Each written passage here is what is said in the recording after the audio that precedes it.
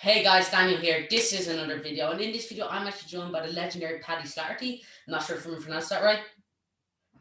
Actually, you've done better than a lot of people. I've been called many things. Flaherty, Slattery. Yeah, you done very well actually. That I was know, a good I pronunciation. was so nervous for that, but look, I'd like to pass it like professional. Please don't know. Paddy's an award-winning writer, director, producer, and so much more. He's actually responsible for writing and directing, and also producing his newest film, Broken Law, which is on Netflix, which I absolutely adore. So I'll be annoying him about it in detail. But he's very kindly agreed to come on and let me annoy him. So Paddy, thank you so much for coming on. How are you doing today? Pleasure. Yeah, I'm good. Uh, I'm currently writing a screenplay for a feature film, and the weather has been so nice for the last week. So where my office is, there's a lovely view of the garden, and it's been so hard to chain myself to the keyboard and not be out in the garden playing with the dog. So it's but look, it's not a bad place to be. I'm not complaining. The sacrifices we make for our art. I don't do homework. You guys had to play with the dogs all day. We're basically heroes. I don't think we don't. It's a thankless job. It's a thankless job. It certainly And is. well, I imagine you're also in Ireland, which is brilliant setting up the time because I didn't have to do any of that. 5 hours ahead or 5 hours. We could just say easily we'll do it at this time. And so I imagine since Ireland, all the same weather. It's very sunny here. I imagine it's the same for you. It is, yeah. Now we've an easterly wind today, so it's a bit chilly out there, but it is. It's fine. Apparently, they're giving it to turn this week, but the matter actually, the worse the weather is, the more chance I have of finishing the script. So it's not too bad. Instead of going out and playing in the sun with your dogs, you get to talk to me. So I know you're immensely lucky, as I'm sure you can see. Um, Listen, Daniel, I would talk film for days on end with people who love talking about film. So believe me, this is an absolute pleasure to be able to do this. Well, I thank you so much, and I'm really looking forward to discussing everything and discussing about you, literally every little thing in the film. So, was this a metaphor for something, or what did that mean? So, I'm really looking forward to this. And but so many different questions. So, let's start off, basic. How did you get into directing? Like, how did something like that come about? God, well, unfortunately it's a long, convoluted answer, but I'll try and give you the nutshell version.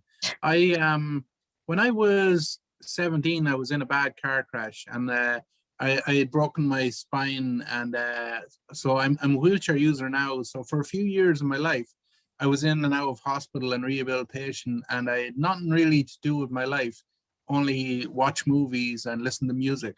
So that became very quickly, almost overnight, became a great escape for me. And the funny thing now, it's only in retrospect when I look back and see where did I get the desire to be a director. When I look at my life, because I need assistance throughout my day and throughout my week for certain routines, I almost by default became a director in my own life story. And you have to be, good at communicating with people, and you've got the just in order for me to have a very functional day to day. And so just the more I got to love films, and the more I got that sort of yearning to be able to sort of tell my own story. Um, at the time when I was getting DVDs, the special features on the DVDs, you'd see the directors doing commentary, and you'd see them talking about how they made the film and that. And I just got fascinated by that, and I said to myself, you know what, maybe that's something I could potentially do myself. And because I was paralyzed in the wheelchair, I wasn't sure if I'd actually be able to do it. So what I did was I emailed a local filmmaker, Declan Rex. Declan Rex would have made a TV series here called Pure Mule, and feature films in Ireland called Eden and The Flag. So I emailed him, and I was thinking, a big time director, he's not going to have time to answer me back in an email. But he did. And he emailed back and he said, Paddy, there's no reason why you couldn't direct the film, because the technology we have today, you can direct the film from the seat of your pants. And he said, probably the best quality you need as a director is good communication skills. And I knew I was quite good in that regard. So, yeah, I started pursuing it maybe, well, that's years ago now, but it sort of started off that kind of way. And short stories turn into longer version stories, and here we are. It's crazy, like. Yeah, and I just to make you feel old, I was tempted to say, "What's a DVD?" You know, what's the, I was listening to It's you for the sake of professionalism, but you know, it's so sad because I've got thousands of DVDs in the studio and they'll probably never get another watch because they're, they're just better quality versions, digital versions online now that you know, there's no point in watching Lawrence of Arabia on a DVD now. It doesn't quite give you that full resolution. I'm sure that's it. And in my time, I've watched plenty of DVDs. Like I said, instead of doing things that I probably should have been doing, like studying for home ec or anything like that. So it's something like that. So yeah, you talked about like you've obviously watched like the director discussion. So what were some of your like favorite films? And it's an impossible question because you're going to give me like I'd imagine 50 because I've about 50. So Oh my God. Well, I'll tell you what, right?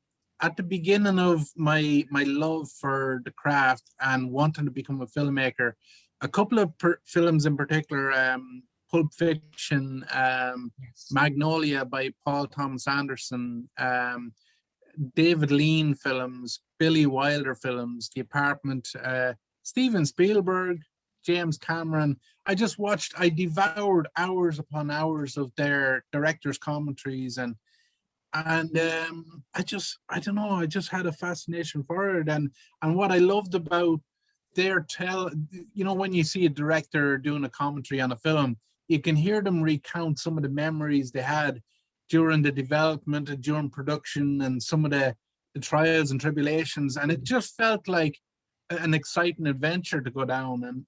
And what I also loved about it was the yeah, sort of community aspect. You're bringing people together from all different aspects of life.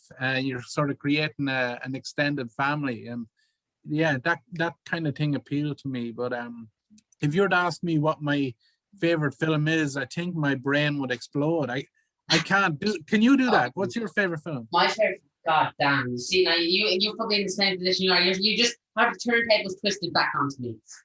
And It's a hard one. it It's a is. It hard is. one. But like the thing about Broken Lad that I like so much because there's so many like it's great, it's incredibly clever film, but it's Irish. And I think I'm actually drawn to it because you know it's Irish people and like I could probably go outside and hear someone talking like, "Oh, did you get up out of that?" or something like that. Like you can see that in the film. And so Broken Law, I'm like I can watch it again and again. It's definitely like I'm not just saying it for the sake of the interview, but it's definitely one of my favorite films. So getting to watch it like again and like watch it and I kind of picked up on a few more things, which is really like cool. And then getting to talk to you about it it's crazy. It's so hard to wrap my head around.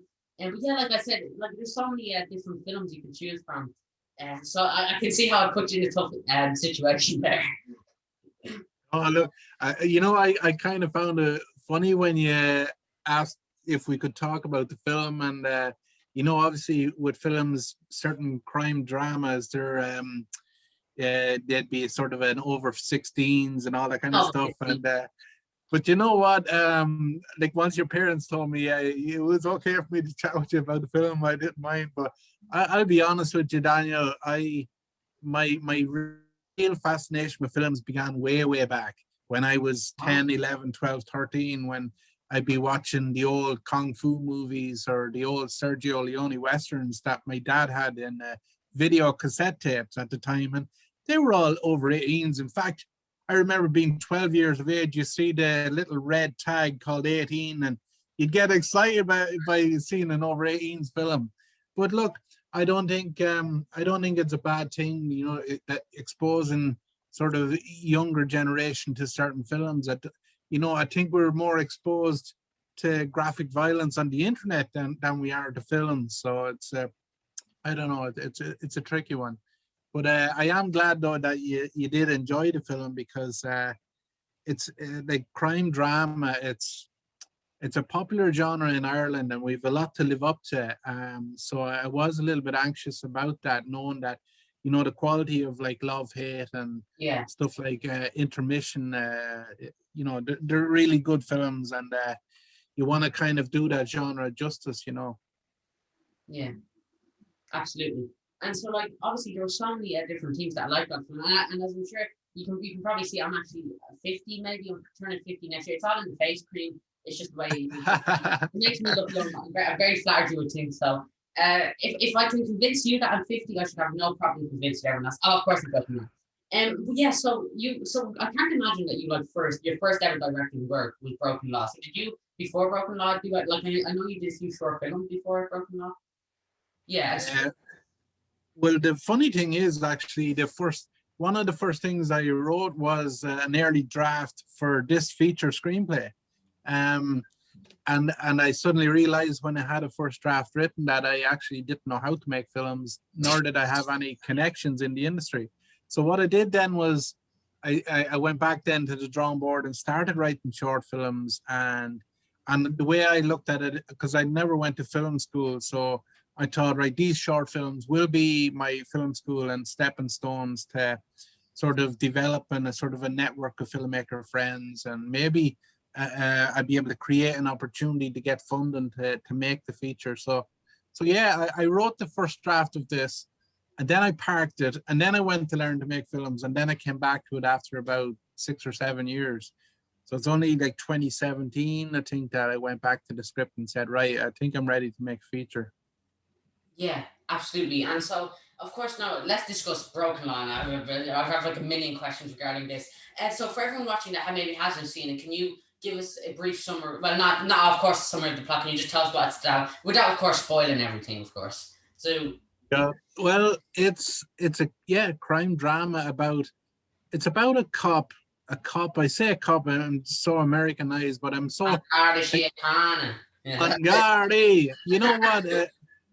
A distributor in America just told us recently, because we're trying to sell this in America, and a distributor came back and said, "What's a Garda?" And we were like, "Oh, for God's sake!"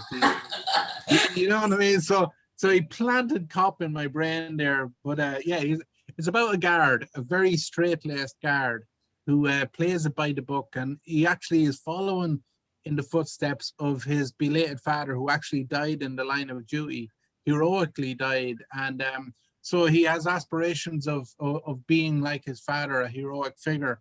Of course, his younger brother comes back into his life, and after being released from prison, and he happens to be in desperate need of his help.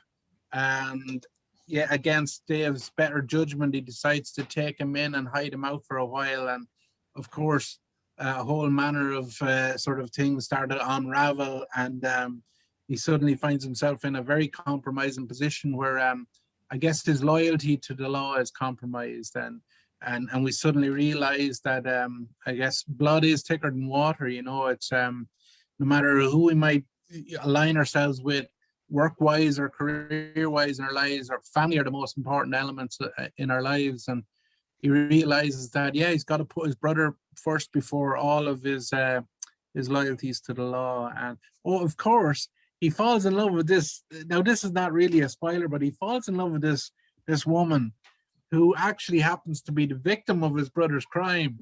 So that just, you know, a whole series of crazy calamities unfold for Dave. Yeah. Like that's one word. A whole bunch of crazy events happen. That's one word for it. So yeah, Netflix picked it up. How did that come up? How did Netflix end up being involved? But what happens in the industry is that even before we had our film premiered, we took it to the Galway Film Fleadh. They have a film market, so you can take your films to the market and try and pitch it to distributors and sales agents and that kind of thing. And our film wasn't even finished. We were still, we had a good enough cut ready, but the film wasn't actually ready to premiere at Galway. So we showed it to some distributors and sales agents, and Breakout Pictures, Rob and Nell, who run Breakout Pictures, they were really interested. And actually a couple of distributors wanted to pick up the film. But we felt that Breakout Pictures were kind of at that same place in their journey as we were. They were sort of starting out, and they were ambitious and they were hungry. And we knew that if we handed over our film to Breakout, that they would be able to concentrate their full resources into the film. Whereas a bigger distributor might have treated it as a sort of a secondary sort of project that they would look after somewhere down the line. So yeah, so Breakout Pictures came on board, and it's really Breakout Pictures then as an agency. They will sort of pitch it to Netflix and Amazon and different markets. So they handled our Irish and UK rights, and So and they I guess they wrangled that deal with Netflix. So even before we premiered at the Dublin Film Festival last year, we knew that Netflix and TV and all that stuff was coming down the line. Wow. And so what was it like Yeah. for you? Like to have your first feature film be picked up by Netflix? That like, yeah, it could be worse, you know. You know what? It was bonkers. But here's the thing, right? And people have asked me, did you ever think you get a Netflix deal? And did you ever think you'd get a cinema release? And I'll be honest, Daniel, I did. That was my intention from the beginning. I was like, we're not just going to try and get a career. We're going to go all the way to the top with this. And so that was our ambition. And our objectives were Netflix, cinema, TV, so on and so forth. And as these things were actually happening, we were like, we were kind of pinching ourselves at the same time. But at the same time, we were like, yeah, proper order. This is what we're expecting. And to be honest, for the next one, we expect to up it a notch as well with our ambitions. So it's only the beginning, and it's exciting. But look, when you've got a film on Netflix and all your mates and all your family and friends are seeing it, and it's weird, it's surreal. You're getting a text from somebody saying, "I just caught your film on Netflix. It's good." And it's like, it is a dream come true. It's mad. Like when you think back when you're watching movies, when you're a kid and you're always wondering, and suddenly you're making a movie that's going to get released in cinema. It's quite surreal. Yeah. And like so, of course, like George Lucas, as I'm sure you know, little known director. He's only done a film called Star Wars. I think he did a French short film. I haven't seen it. Of course, it's true. But George Lucas himself said that Star Wars, at its core, is a film about family. It's a family tale. And so I was wondering, Broken Law, what do you think it is at its core? Do you think it's a film about brotherhood, or a film about unity, or about legacy? If you could choose one theme that you think that Broken Law is at its core, what would it be? You mentioned legacy there, which is definitely one of the central themes, and legacy because we spend so much of our time in our lives sort of performing because we all have access to social media, and we're all very aware of sort of these icons, celebrities, is that we seem to be more worried about what other people think as opposed to what our heart says to us and what really speak to us on a deeper personal level. But sometimes we can ignore this and perform for the masses in some kind of illusion, thinking that we've got to live up to other people's expectations. So legacy is what I wanted to speak to, is because on one hand you've got Dave, who becomes exposed to a deep secret from their family, and he suddenly realizes that the person he aspires to be was actually alive. And suddenly he has to look in the mirror and look back at himself and realize that he's not the person he initially thought he was. And suddenly he's got this sort of existential crisis as to who he is and why he is the way he is. So that's I guess when the real hero's journey begins, is when you got to go on that sort of journey of self-exploration and to discover who you really are. And legacy played a huge part in that, because again, and even me personally, I've grew up admiring certain people in my life, certain people in my family, and then the more you grow up and the more mature you are, and the more you realize that people are a little more complex than we're led to believe, that you start to suddenly look at the people that you used to admire and you think, well, you know what, there's certain qualities in that person I'm not quite sure resonate with me as they once did.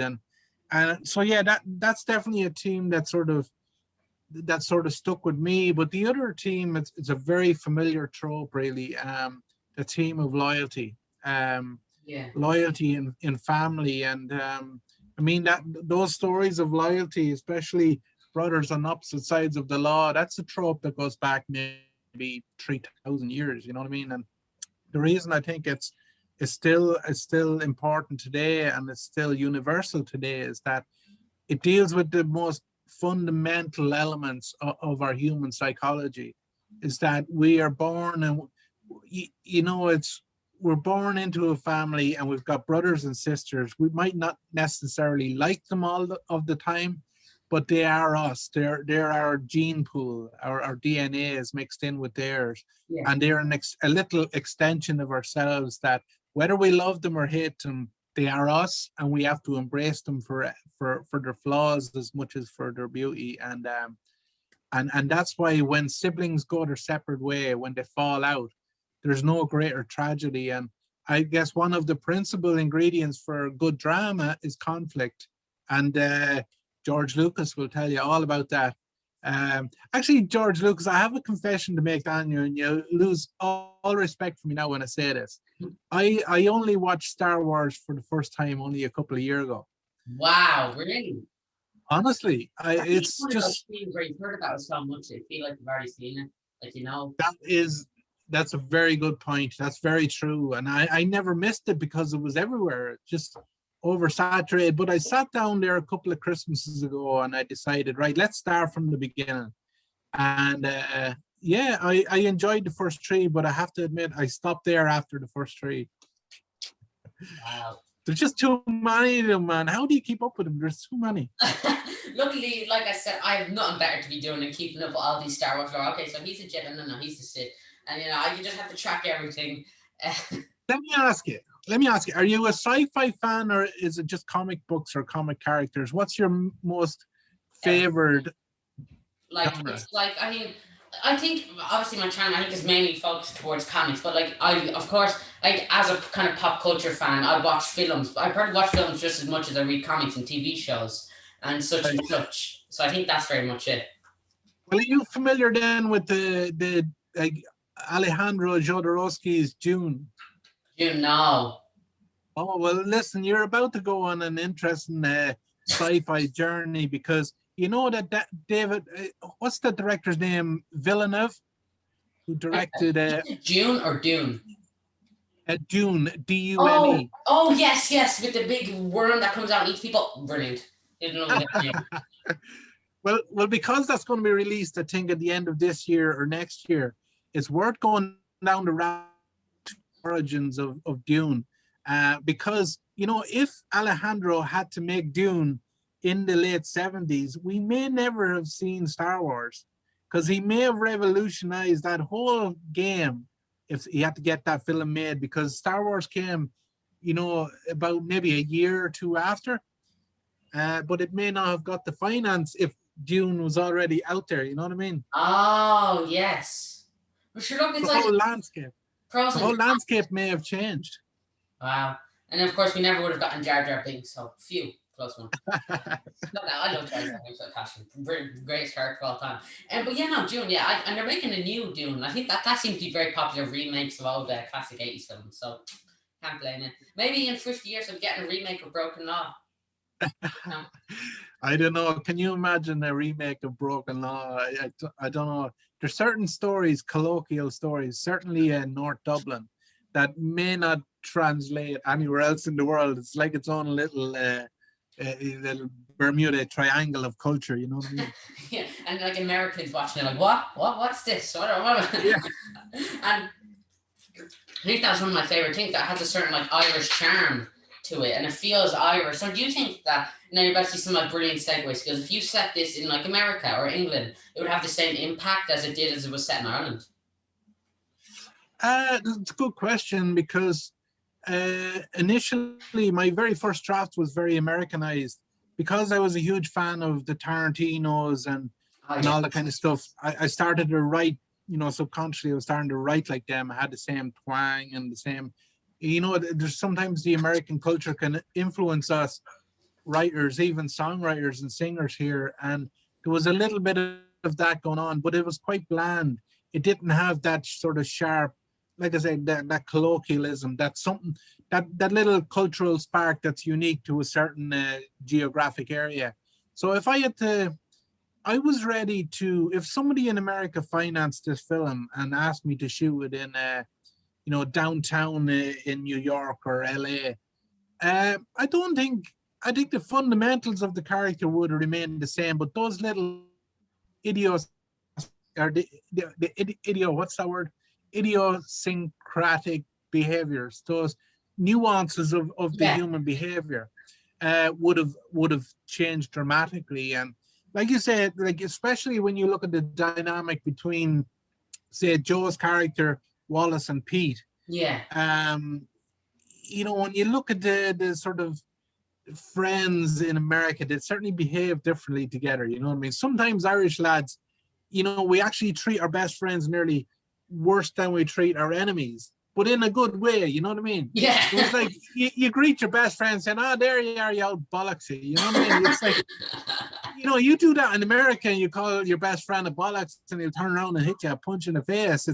We've just a different way of communicating with each other. It's weird.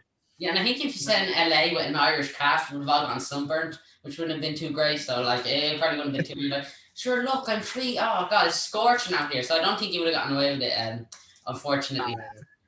No, that's true. That's true. And you know what? To be honest, I wanted to do something here that was more honest to Irish society at the time, because I'm not sure if you were aware, but in the film there are little subtle hints at the sort of at the housing crisis, you know, for example, and how certain people have sort of fallen through the cracks in terms of homelessness and all that kind of stuff. And even Joe, Pete, and Wallace, they're almost the victims, that they're that disenfranchised generation that have been forgotten by the government.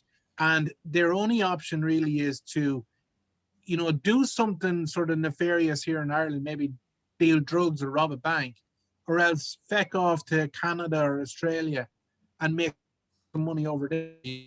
And that's the generation that has fallen through the cracks and have been forgotten by our government. So I didn't want it to be a political piece, but I also wanted I wanted the film to feel like it was aware of, it had a social conscience, if that makes sense. Yeah.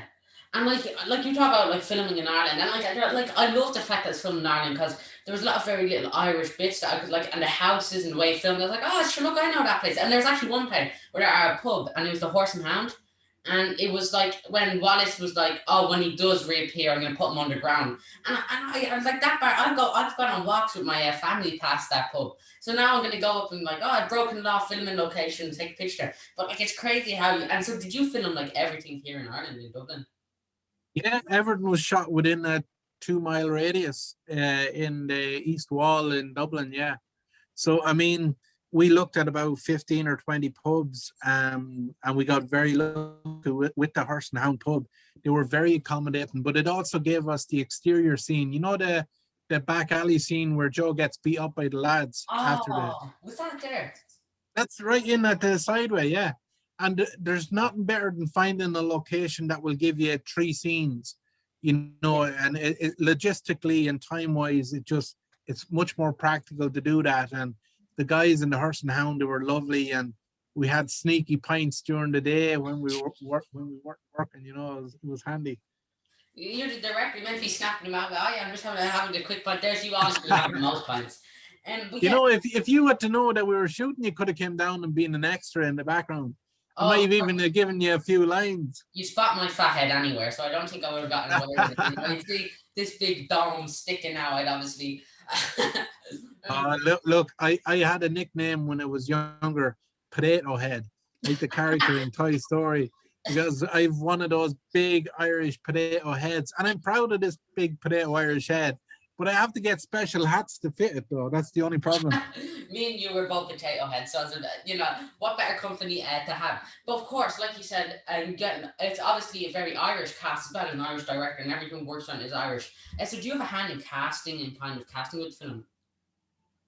Oh God, yeah, we did. On an earlier version of this production that actually didn't come to fruition, we had Lisa Richards, the casting agency, casting it for us, and I actually didn't enjoy that process because I like casting everybody all the way from the top right down to the sort of the extras that are walking in the background. I like to take a hand in that because, again, you don't want your characters or even your background extras to disappear into the frame. You want them to, even if they're secondary to what's actually happening in the scene, you want something interesting about them. And yeah, look, I handpicked everybody. Like some of our lead cast, like Tristan, for example. I'd worked with Tristan a lot beforehand. John Connors, I worked with John before. So there was actors that we knew that we're already going to cast. But people like say Ryan Lincoln, who plays Pete. I never worked with Ryan before, and I saw him in Cardboard Gangsters and Kissing Candice, and I thought he was amazing. And he actually had a great chemistry with John in Cardboard Gangsters. So I really wanted I wanted two friends that would just get on like brothers kind of thing. And so yeah, it's the casting process for me is the most exciting, because you could spend 10 years with a character on a script and you'll already have your preconceived ideas of what that character looks like, how they're going to move. But then when you meet the actual actor that's going to play the part in person, you suddenly see that they have their own, their own little nuances, their own little tics and behaviors, and even their own way of expressing dialogue. So like much of the dialogue that was written in the script would have evolved, as the actors took on their roles. So it's a good fun process Unfortunately, you cut out my character, Mr. Potato Head, halfway through the film, which was like, what can you do? You lost a moneymaker there, but their director's Listen, it's never too late to introduce you in the spin-off, what would you call the origin series, the origins. And of course, I'd just be the owner of the drug cartel of Ireland, because Potato Head, that's such a name that strikes fear. You'd be so scared just hearing the name Potato Head. You get So, and it's such a cinematic name as well, isn't it? They call me the Potato Head, and then I just shoot everyone at the end. See, brilliant. Of course, as I'm sure you can see, I'm taking my artistic interpretation there. But of course, who was the hardest character to cast? Who was one character who was like, I really want to get this right, and I'm having real trouble casting this person? Or was there anyone? What was the question? Who was the hardest character to cast? Was it Joe, David, Wallace? I think it was Joe, to be honest. Really? I had looked at different actors, like Mo Dunford, for example. You know Mo Dunford? No. Mo, have you ever seen a film called Patrick's Day? Patrick's Day. I'm well aware of The Holiday, but unfortunately I've yet to see the film. Well, you're in for a treat. It was directed by Terry McMahon. It's a great film. And Mo Dunford plays the lead in it. Now, Mo was in loads of stuff. He was in Vikings. He was in Rosie. In a load of films. But in Patrick's Day in particular, he has a mesmerizing performance. And I watched that, and I thought to myself, you know what, I think he would be a great Joe. But unfortunately, Mo was so busy, and to be honest, Mo's profile was a little higher than the range we were, I guess, capable of casting because of our budget restraints. We only had like 150,000 to shoot the whole film, and I know that sounds like a lot of money to anyone that's outside of the industry, but for anyone in the industry, like, you'd be talking an average budget here in Ireland, maybe $1 million, $1.5 million, whereas we had a fraction of that. So we really couldn't realistically afford more. I'm sure if he had the time, he would have probably given his time toward the project. But so casting Joe was really tricky. And again, I watched, I spotted Graham Early in Cardboard Gangsters, but I also watched him in something else. Actually, you know what it was? I watched, like, John Connor sent me a film called Mond, and in that film he plays one of the other lead characters is played by Graham Early, and he said, have a look at this film and see what you think. And I watched the film, and I watched Graham Early's performance in it, and he was fucking brilliant. Yeah. And what we were doing at the time, before we were even shooting Broken Law, we had to shoot a promo to try and raise money to make Broken Law. Oh. So I cast Graham Early in the promo, and he came in and we shot for a day, and I started to see the chemistry between Joe and Dave, the chemistry between Tristan and Graham. And by the end of the day, we already had him cast in our heads. He was just perfect for the role. And I'm not sure if you have a favorite performance in the film, but I think a lot of people have come to me over the last year saying, who is that guy that plays Joe? He's got an amazing career ahead of himself, which I believe he does. Yeah.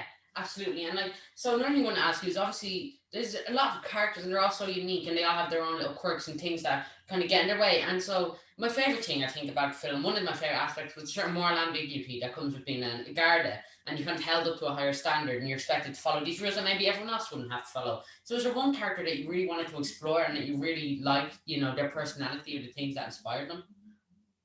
Um, well, like I mean, Dave, the central character, I can kind of identify with him in a way that, you know, for me personally, like I was always looked up to in my family as the sort of the good guy. You know, I was, you know, from a very early age, I was the so-called man of the house. I was out earning a wage, and I was, you know, I wasn't a goody two shoes, but I was certainly a good role model, let's say, for my younger brothers.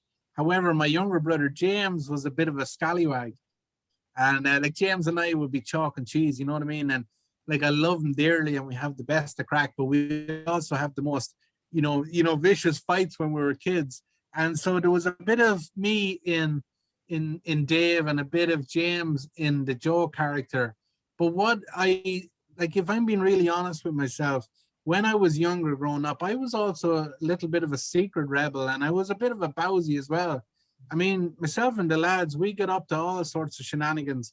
I mean, we were robbing stuff, and we were doing this, that, and the other, and petty stuff as kids that, I mean, you still shouldn't do. You still should get a slap on the wrist for doing it. But you know, um, like it's a fine line, when people put so much stock in a person's character, and we look up to them and we hail them as these, inspirational figures. We tend to forget really that humans are humans, and there's, like I said earlier, we're more complex than we like to believe, and everybody has a dark side.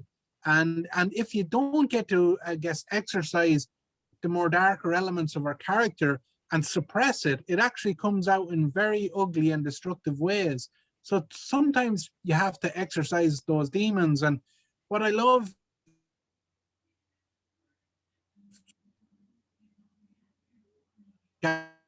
it's a sort of a very obvious symbol for a narrative of a film, is that he's a guard.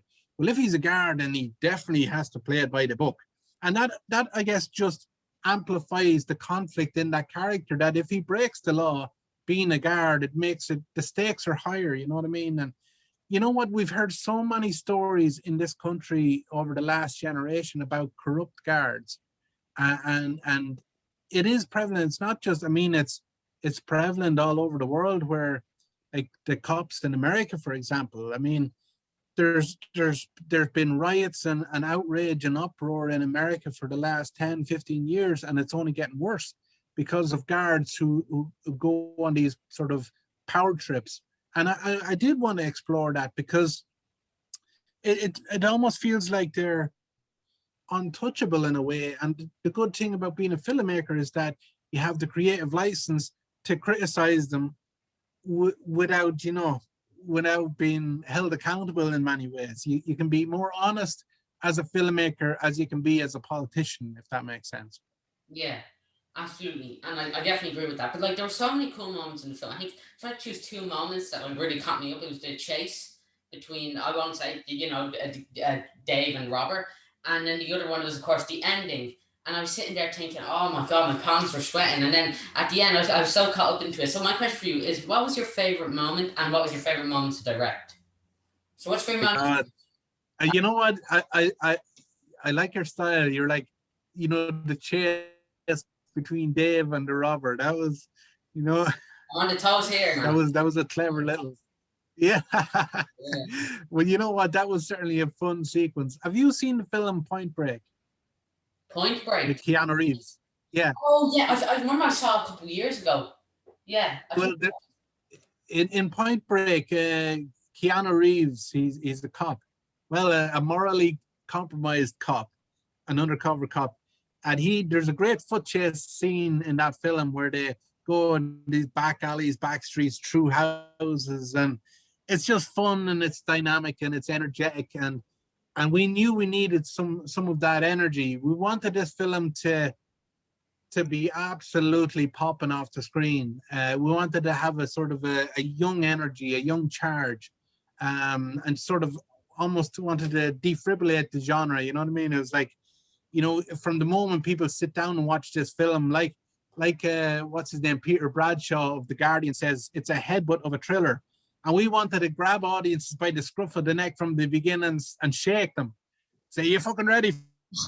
And so that foot chase really reflected that sort of aesthetic that we were going for, and it was really fun shooting it. But the one scene I love that we really enjoyed, it was the one scene I was the most anxious about shooting, is the scene where the brothers are in the living room in the apartment smoking weed. Yeah. And because we knew there was so much hinging on that scene working, because again, without spoiling it, if you can remember that there was a lot of stuff that we knew was going to inevitably unfold after that scene. Yeah. But what we gave the brothers was a moment for them to be together like they were when they were kids. And what happens is when the guys get high on the weed, you know, all of their adult worries fall away and they become kids again.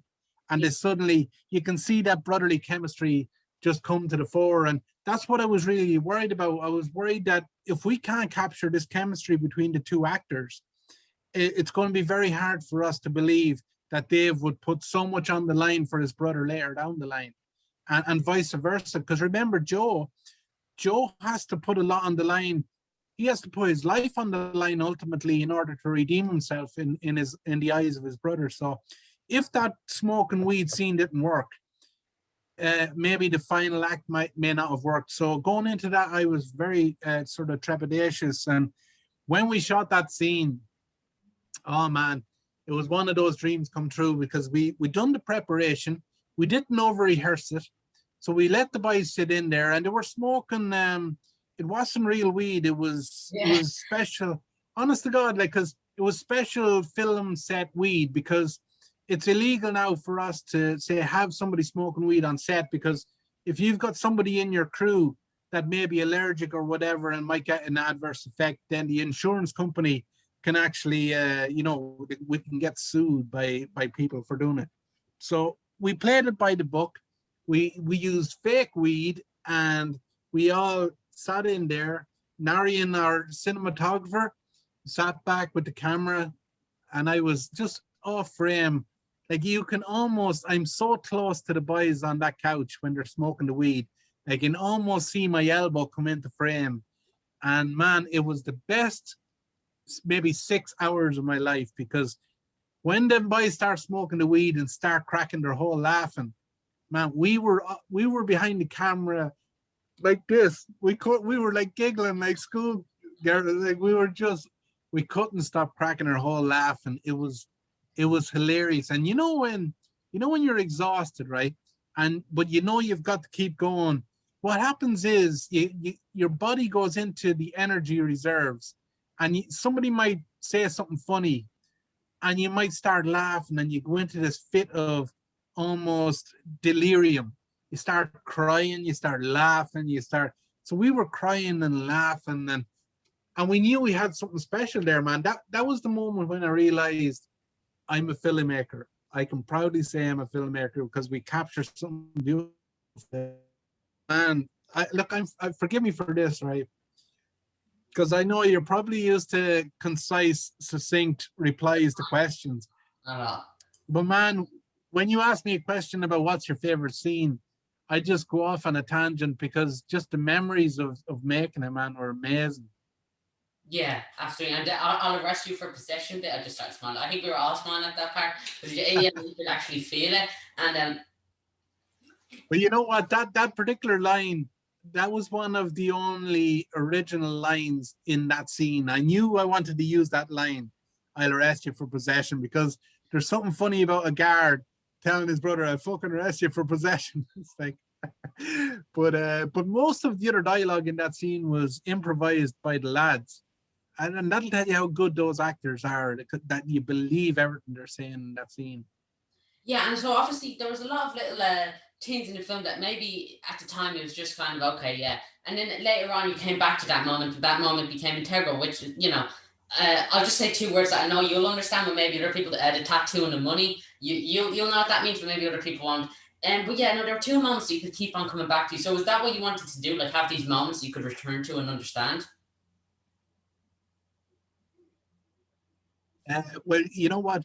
The funny thing about some of my favorite films may not be perfect from start to finish, but they've got great moments in them. And some films I go to just for those moments, those magic moments. It's like a genie in a bottle moment, or lightning striking twice. It's so rare. And so, yeah, I mean, ideally, if we had the time and the budget, and if I was as good as I'd hope to be in the future, we'd we'd have those great moments in every scene. But you just don't. Not every scene lives up to your expectations, and that's unfortunate. And the thing about it is, when you're shooting it, and it's such a pressure cooker situation that you've no time and you got to keep going.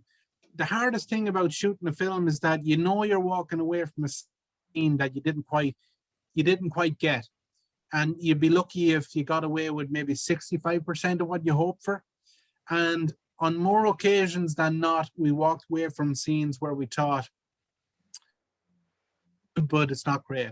And that again, that's down to my lack of experience, but it was also down to our limited resources. And I would love, I hope on my next film that every single scene I can walk off set or roll off set in this case and say, I think we've got 95% of where we wanted to go with that. And if I get 95%, then our editor will make it 100%. Yeah, absolutely. And so, of course, like, how long was the writing process for this film? When did you start writing this? The writing process. Yeah. Well, when I decided, I think it was in early 2017 that I was actually going to go for it. Simon, who's a producer for Failsafe Films, Simon and I decided to produce it together. So what we did was, like, my original draft was, have you ever seen Magnolia by Paul Thomas Anderson? No. It's one of my favorite films of all time. But it's an epic ensemble piece where there's about 12 central characters, and the broken law. It was actually originally called the Broken Law of Attraction, and it was massive, and there was no way we were going to be able to afford to shoot it, so we had to actually revise the script. So I think over the course of maybe a year and a half, I worked closely with some script editors, and I kept revising it and getting it tighter. And to be honest, Daniel, I was still writing the script all the way up to production, and even throughout the production, it never really finished. And there's a famous, well, there's a sort of a common saying in the film industry that your screenplay goes through three fundamental stages. There's the writing of the script, is one thing, but then when you're going to shoot your film, you hand over your script, and it starts to write itself during the shooting process, because remember, there's actors coming in, there's locations coming in, and there's all these different elements at play that almost require you to make little changes along the way. And then the final stage is in the editing process. So that's your final writing stage of your script. So it never really stopped, to be honest. Right up to the very last day in the color grade, that was our last day of script writing, to be honest. Yeah. Yeah, absolutely. And so, like, what was it like for you? Had to still really set in to see this film and watch it and say that I directed this? Has that set in for you? Uh, kind of. It's like I said, because it's so weird. Like, I'm scrolling through Netflix nearly on a daily basis, and suddenly Broken Law might just randomly come up on screen, and you think, there's our film just on Netflix, doing its thing. And you're like, I don't know, maybe in the future when I look back, it'll all sink in, but it's weird. Well, let me ask you a question, right, to put it into context. Yeah. As a young journalist, right, what is the top of Mount Everest ambition? What's the goal for you? What's the dream work scenario for you in your life? Dream work? Oh, work scenario. Oh man, here. I think like journalism. Like I don't consider myself a journalist. I consider myself an EJ who talks about what he likes in front of a camera. And I think like I don't expect to do this for long because like it's not a good way to even have a job or to make money off something like this because you're dependent on other people to make you money. But like kind of writing and directing or comic writing, that's something I'd probably be more interested in. But yeah, no, if I could probably do something like that, that's my Mount Everest. And of course, Well, obviously, get a Netflix deal from my Mr. Potato.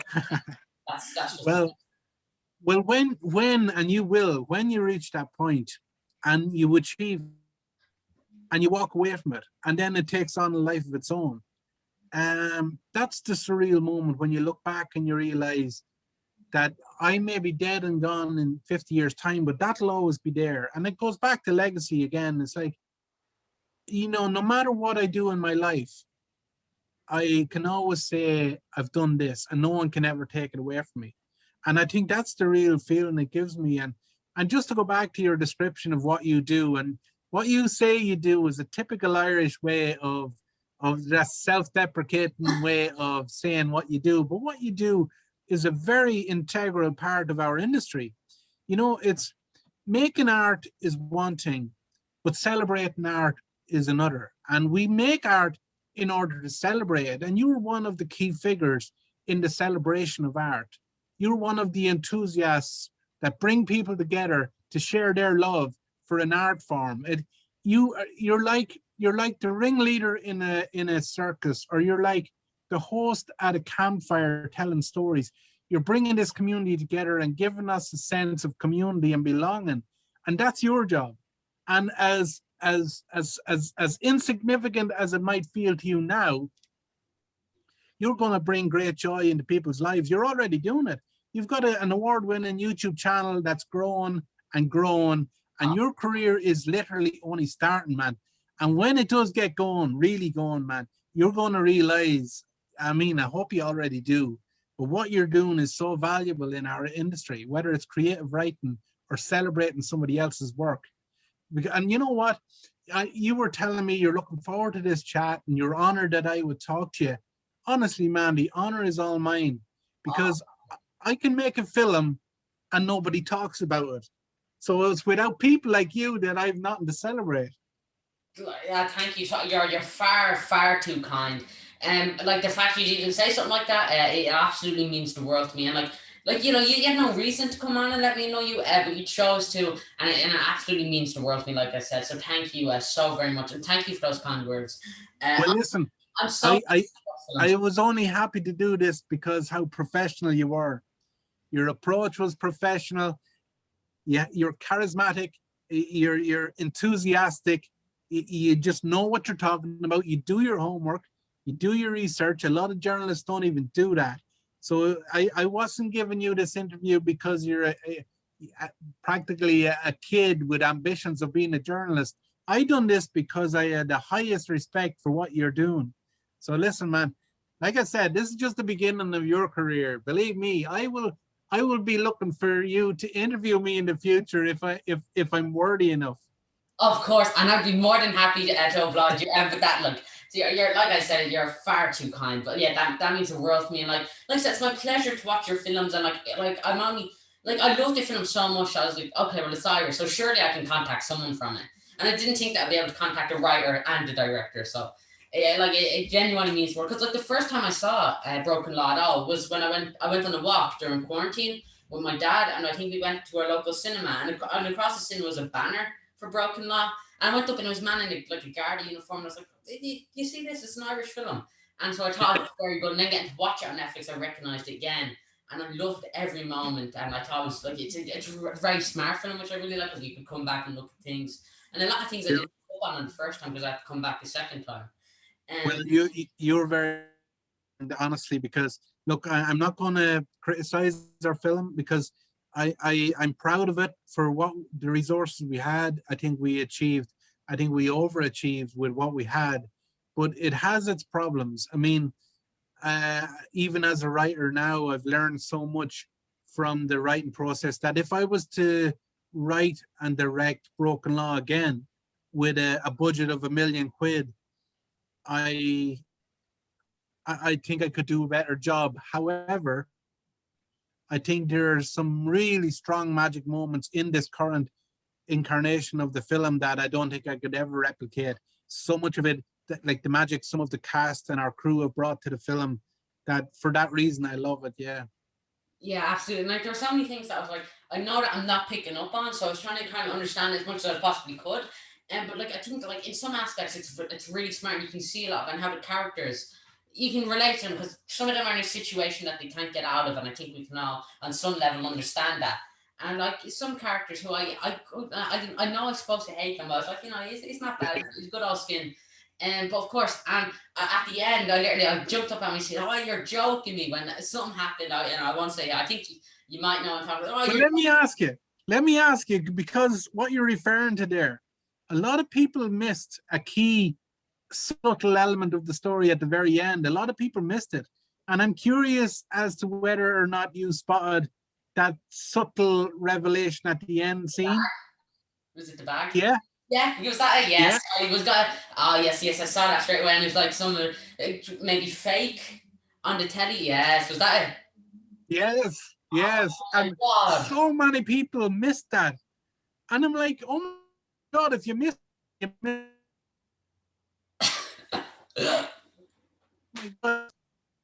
the story, that again, it won't, I don't think it'll be a spoiler, but that end scene where Dave is at the wardrobe, Yeah, and he. the closet. Well, symbolically, right? Like we use closet as a symbol for somewhere where we put our sort of hidden personality traits or Yeah, our secrets. We hide them in the closet, and symbolically, that closet was a part of David's dark past, his father's dark past. So when you see him symbolically putting his Garda uniform into the closet, he's almost casting off that sort of disguise, and he's going to become himself now after he walks away from that wardrobe. And so there's a lot of sort of subtle symbolism in that scene, but it was so important that the bag, again, I try not to spoil it, but we didn't want to be obvious with the bag, but the bag is somewhere there, and and that makes a lot of people sit up and think, oh, compass was certainly compromised. Yeah. yeah, and I So really like. I'm glad you spotted it. I was like, oh yes, and I thought that was a really cool ending because I was like, here you can't end like that, and then I saw the bag and I was like, oh my god, awesome, and I like the end that played. I was like, holy crap, that's so good. So she sang it and now it's on my playlist because I thought that was a brilliant song. I think Oh, that song, "My Love Is yes, Selfish, that one. cares not who it hurts." You Yeah, know who that is? The Villagers. Oh my God, they're amazing. yeah, that was very good, and like I think it fits so well with the theme of the film. But I was remember sitting there at the end, my palms were sweating, and like I forgot, I almost like forgot most of it because I was just going from one moment to the next trying to see what happens. And so another question I want to ask you is: this is such a fanboy question, but I knew the second you said yes to an interview, this is the question I'm going to ask you 100%. Do you think that there's still a possibility to return to the world for a sequel or spin-off, or do you think you could return to the world of Broken Law? I think so.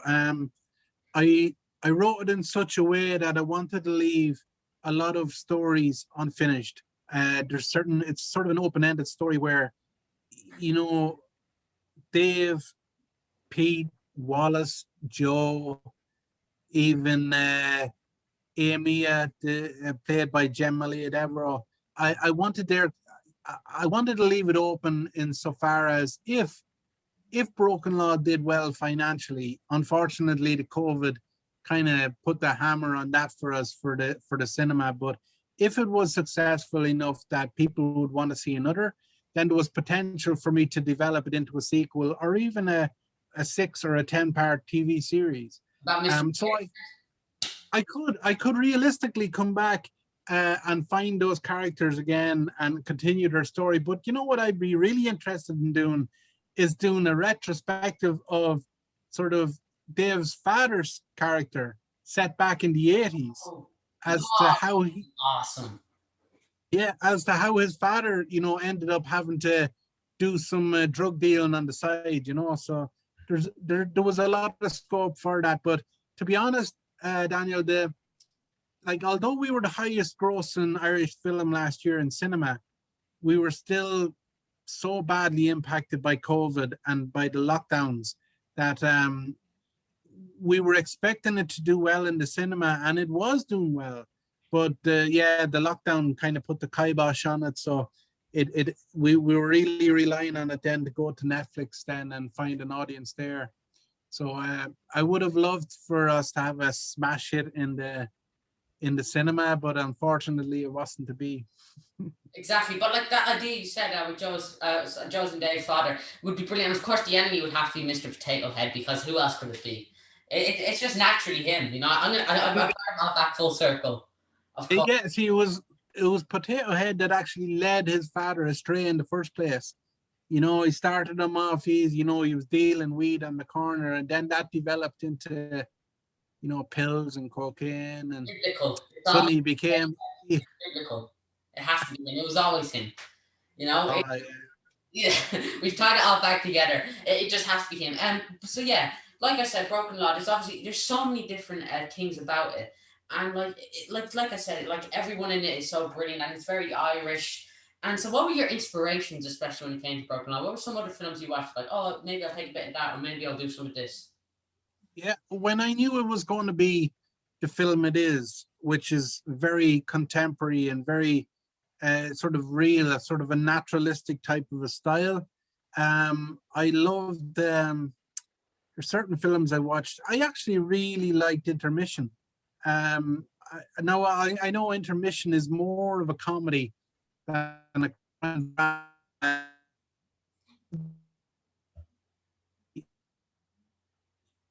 stories and that kind of thing. And but it was weird because I think I'm not sure if you've ever seen Mean Streets by Martin Scorsese. Again, it was sort of a Martin Scorsese breakout film starring Harvey Keitel and Robert De Niro, and that sort of brotherly dynamic. Now, they weren't in that film, but they were sort of brothers in arms.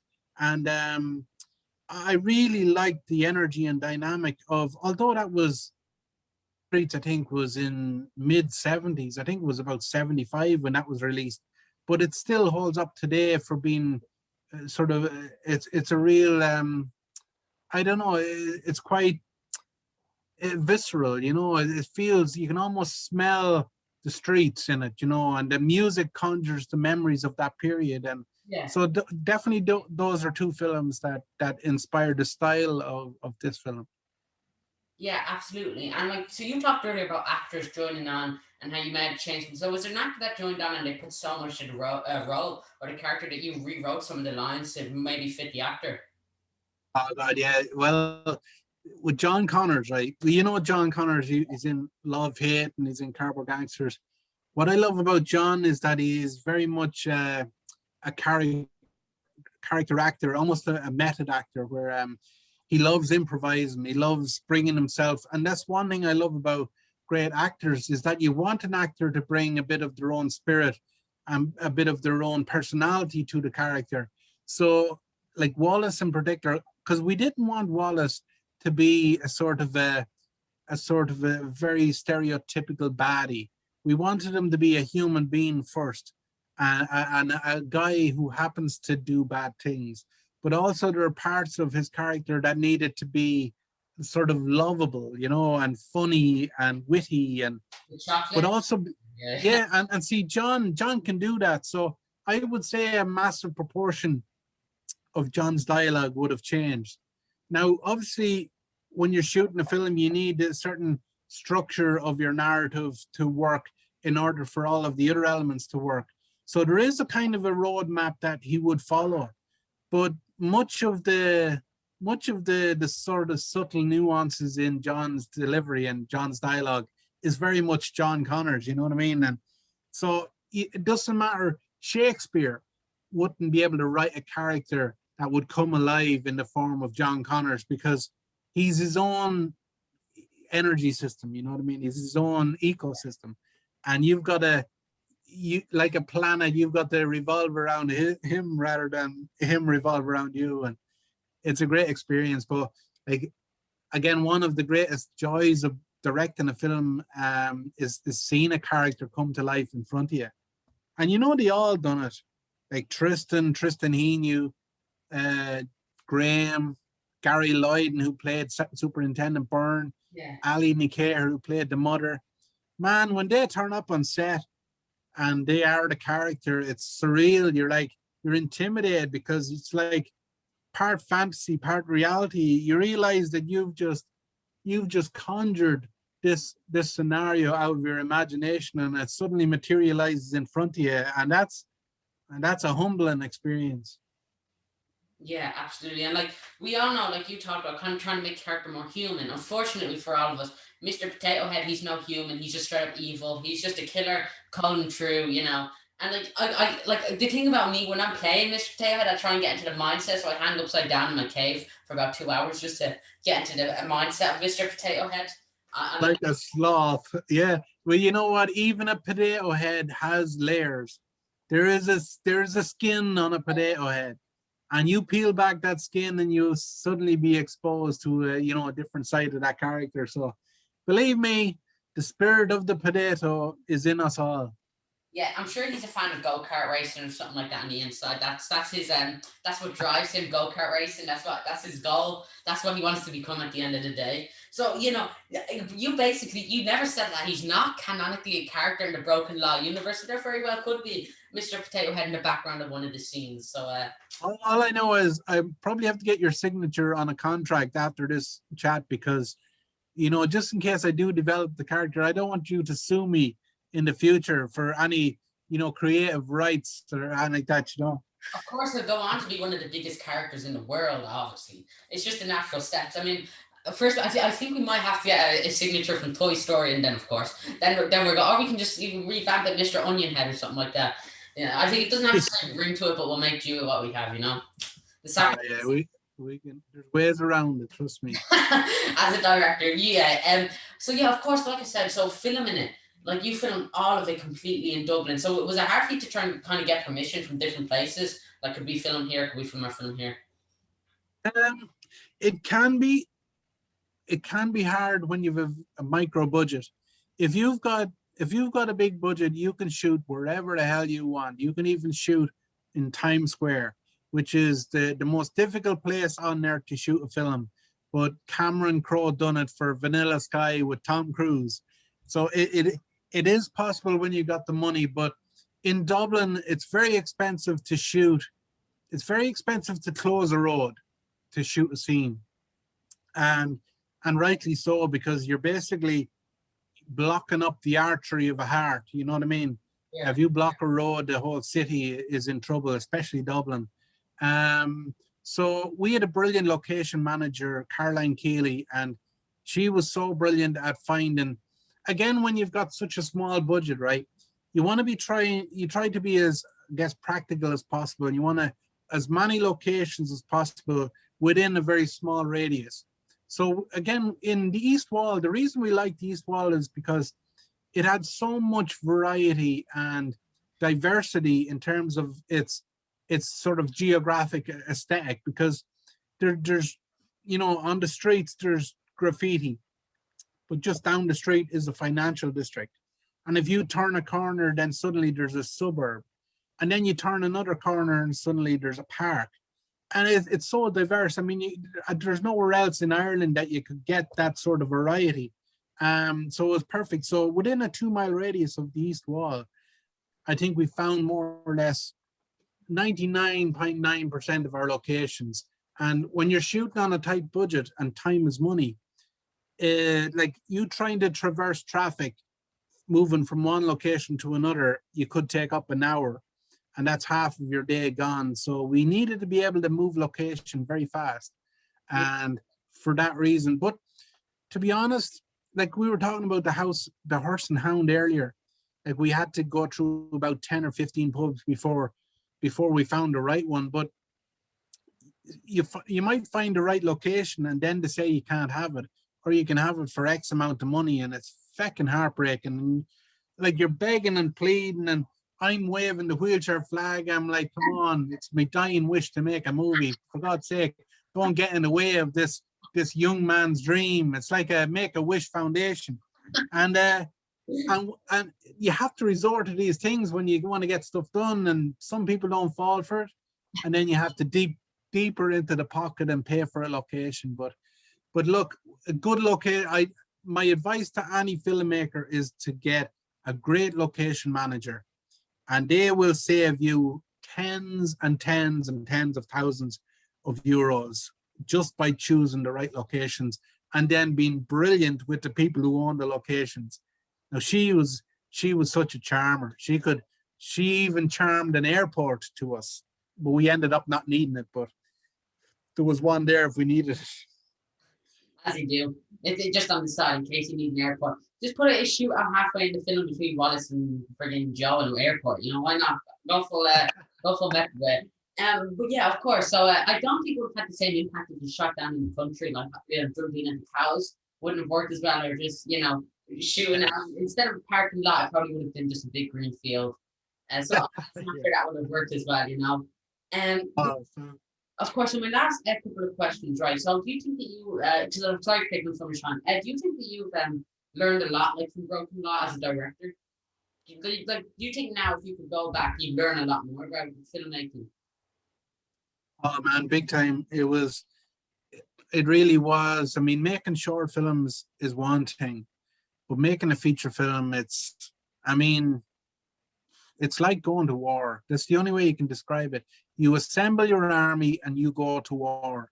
And the elements you're at war with are finances, weather, time, and just a whole lot of things. It's so difficult, man. And I didn't just learn a lot as a writer, I learned a lot as a human being.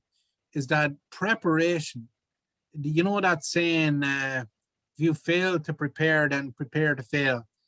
That's a motto that everyone should have tattooed on their forehead going into filmmaking. And if you don't prepare the hell out of your production, you're gonna encounter so many hurdles along the way, not just narratively, not just creatively, but logistically, financially, personally.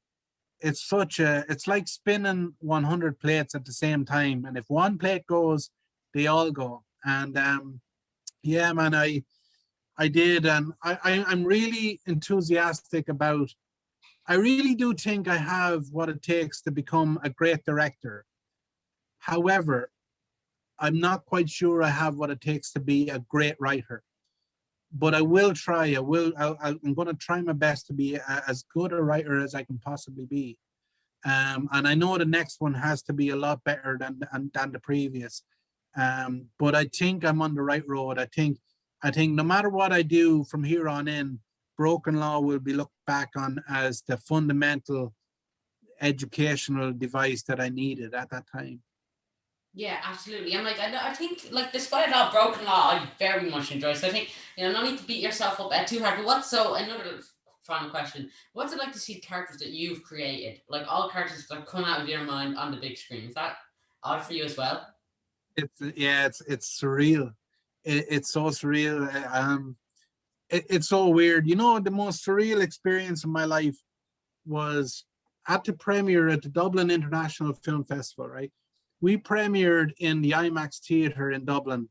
It was sold out. It was 404 seats in the IMAX, right? Wow. So because I'm a wheelchair user, you get the worst seat in the house. You get the front and center seat because it's a wheelchair access area. Now, if you've ever been in that IMAX, try sitting in the wheelchair section and watching the movie, right? The screen is so fucking massive. It felt like I was in a VR movie, and the sound then is wrapped around you. And I have 400 people behind me, right? Family and friends. We're in a dark room, and this film starts, and I see the characters coming alive on screen, and I'm like, I did that. Well, me and another 100 people, but I did that. I was the captain of the ship that brought that into life, into being. And honestly, it's so difficult to describe. If you were to hand me a check for £1 million, or that film, or sorry, that experience, Yeah. The million would pale in comparison. It's that experience is the kind of experience that's almost positive trauma. You have negative trauma in your life, but this is a positive trauma. It's a life-defining moment where you're like, wow, I'm like, there's no going back from this. And like I said earlier about legacy, it's like no matter what I do for the rest of my life, I achieve this and no one can take that away from me. So it's it's amazing, man, and I love it. And for anyone that has any aspirations of being a writer or a director or an actor or a cinematographer or a hair and makeup artist or a costume artist or a production designer, I am telling you now, go for it. Doesn't matter how unrealistic it might seem in that moment. Because believe me, I've come from a very working class background here in the country in Ireland. I'm a wheelchair user. I guess me telling my family and my friends 15, 20 years ago that I wanted to be a filmmaker is like coming out and telling them I wanted to live in a colony on Mars. It sounds ridiculous. Yeah. But it's very realistic, and it'll be the best adventure you will ever go on, because not just you're not only learning about yourself, but you're learning about an art, and you're learning about a craft, and you're learning about entertaining people. And if you've got the power to be able to entertain people as well as inspire people and educate people, I mean, that is a gift that I don't take for granted. And it's been a blessing for me. And I hope, because I know you have an audience of your own that's going to grow and grow. And man, people like you and me, we're there as a sort of a device that people can hopefully be inspired by. And that's what more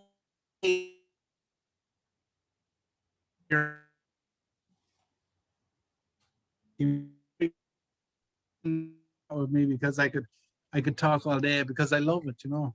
Yeah, absolutely. And It's I can imagine, I'm sure it'll be a completely different feeling to see Mr. Potato Head up on screen, because he's obviously the greatest character that you could ever create. And I'm going to keep on bringing him up. But my last and final question, I've took them so much time. But if anyone's looking to get into directing, what advice would you have for them? what I have for I would say I would say get into it for the right reasons.